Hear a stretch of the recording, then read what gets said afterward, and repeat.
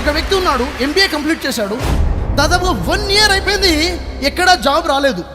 ఇంట్లో వాళ్ళు నానా మాట్లాడుతున్నారు, MBA కంప్లీట్ చేసాం, నీకోసం ఇంత డబ్బు ఖర్చు పెట్టాం, నువ్వు ఇంకా ఇంట్లోనే కూర్చొని వేస్తున్నావు, నీకు జాబ్ రావట్లేదు. అతను ప్రయత్నాలు చేస్తున్నాడు కానీ సరైన జాబ్ రావట్లేదు. తనకి అబ్రాడ్ కూడా ప్రయత్నాలు చేశాడు, మంచి జాబ్ వచ్చింది. కానీ తల్లిదండ్రులకు దూరంగా వెళ్ళకూడదన్న ఒక్క ఆలోచనతో ఆ జాబ్ వదిలేసుకున్నాడు.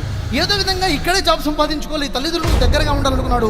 ఇక్కడ మంచి జాబ్ రావట్లేదు, చాలా ఇంటర్వ్యూస్ ఇచ్చాడు, ఇక్కడ నుంచి కూడా కాల్ రావట్లేదు. అలాంటి పరిస్థితుల్లో, అలాంటి ఫ్రస్ట్రేషన్లో ఫ్రెండ్స్ అంటున్నారు, బంధువులు అంటున్నారు, ఇంట్లో వాళ్ళు అంటున్నారు. ఈ ప్రెజర్ తట్టుకోలేక సరే అని చెప్పేసి బయట వచ్చి ఒక చిన్న జాబ్, సేల్స్ మ్యాన్ జాబ్ కోసం ఒప్పేసుకొని ఇంకా ప్రయాణం మొదలుపెట్టాడు. ఆ రోజు తన జర్నీ స్టార్ట్ అయింది. ఇంట్లో నుంచి మొత్తం ప్యాకింగ్ అయిపోయింది. పేరెంట్స్కి చెప్పేశారు, సెండ్ ఆఫ్ ఇచ్చారు. అతను ఎయిర్పోర్ట్కి వెళ్తున్నాడు. వెళ్ళే దారిలో ఏమైందో తెలుసా? ఏ కార్లో అయితే వెళ్తున్నాడో ఆ ట్యాక్సీ పంచర్ అయిపోయింది. వెంటనే దాని టైర్ మార్చడం అవ్వలేదు, వేరే ట్యాక్సీ మాట్లాడుకుని లగేజ్ చేంజ్ చేసుకొని అక్కడి నుంచి వెళ్ళడంలో చాలా ఆలస్యం అయిపోయింది. అతను వెళ్ళేసరికి ఫ్లైట్ మిస్ అయిపోయింది. ఏం చేయాలో అర్థం కావట్లేదు. తిరిగి ఇంటికి ఎలా వెళ్ళాలి, ముఖం ఎలా చూయించుకోవాలి? ఇప్పటికే నానా మాటలు విన్నాను, ముఖం చూయించుకునే పరిస్థితి లేదు, ఇంకా ఏం చేయాలి? అప్పటికే ఫుల్ ఫ్రస్ట్రేషన్లో ఉన్నాడు. ఏం చేయాలో అర్థం కావట్లేదు. ఎయిర్పోర్ట్ నుంచి బయటకు వచ్చాడు, ఇంటికి వెళ్ళలేదు, ఒక దగ్గర ఆగాడు, కేఫ్లో కూర్చున్నాడు. ఆలోచన వస్తున్నాయి, ఏం చేయాలి? ఇంటికి వెళ్ళాలి, పారిపోదామా, చచ్చిపోదామా, అర్థమవట్లేదు. అంతలో టీవీలో ఫ్లాష్ న్యూస్ వస్తుంది.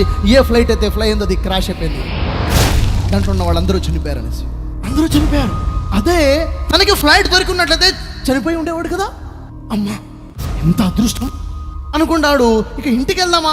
కానీ అదే పరిస్థితి కదా, ఇంటికి వెళ్తే ఏం చెప్పాలి అన్న ఆలోచిస్తున్నాడు. అంతలో అతనికి కాల్ వచ్చింది, ఫోన్ వచ్చింది. ఇంతకుముందు అటెండ్ అయినట్టు ఇంటర్వ్యూస్ నుంచి కాల్. అతని కోసం ఊహించినంతగా గొప్ప జాబ్ ఆఫర్ అయిపోయింది. అతని కోసం గొప్ప ఆఫర్ వచ్చింది. ఒకసారి ఆలోచించండి, అతను ఫ్లైట్గా జర్నీ చేస్తున్నట్లయితే క్రాష్ అయిపోయి చనిపోయేవాడు. ఒకవేళ అది క్రాష్ అవ్వకపోయినా అక్కడికి వెళ్ళిపోతే ఏదో చిన్న సేల్స్ జాబే కదా, ఇక్కడ ఉంటే అద్భుతమైన జాబ్ వచ్చింది కదా.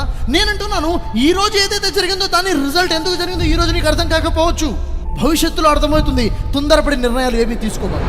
ఏది జరిగినా నీ మంచికే జరిగింది, అది దేవుని తరపు నుంచే జరిగింది అనకండి. నీ చేతులతో చేసుకుని దేవుడి మీద మాత్రమే